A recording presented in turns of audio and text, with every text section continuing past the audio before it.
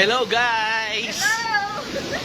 Dito kami sa Marriott Hotel sa Clark. Yan, kasama ko yung mga kaibigan ko, si Irish, si Rain, si Marlon, at saka si Richard. Thank you pala, Jod, ha? Shout out, Jude! Sarap na ng tulog doon, oh. Ay, hello Irish. Oo.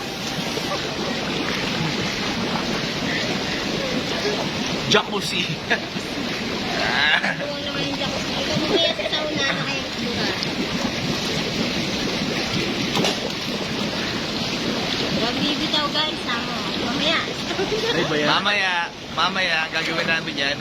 Sauna, tapos lasing. Maglalasing tayo mamaya, ha? Ako, kanina napalasing mo ako. Isipin mo, tatlong bote yung na sunod-sunod na sunlight. Si Iris ang magpapalasing sa akin mamaya. Titigman ko yung tequila. Tequila tapos chaser na Red Horse. Yun. Sarap nun. Better luck next time, beer pong. Hindi ako marunong magpa-shoot. Ay, first time natin parehas yun, ha? Mahina siya pala sa shoot. Iba yung sinushoot. Iya, no, one on one na, isang bote na lang isang baso na lang na natira sa amin. One on one. Nagpapaliwanag pero natalo pa rin.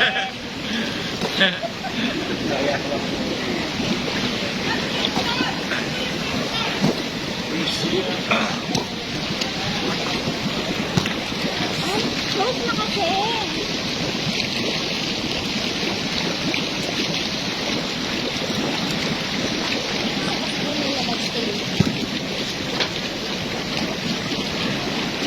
5 minutes left.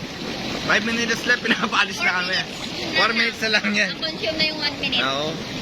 Inubos namin kasi yung oras sa beer pong eh. Naka-billiard.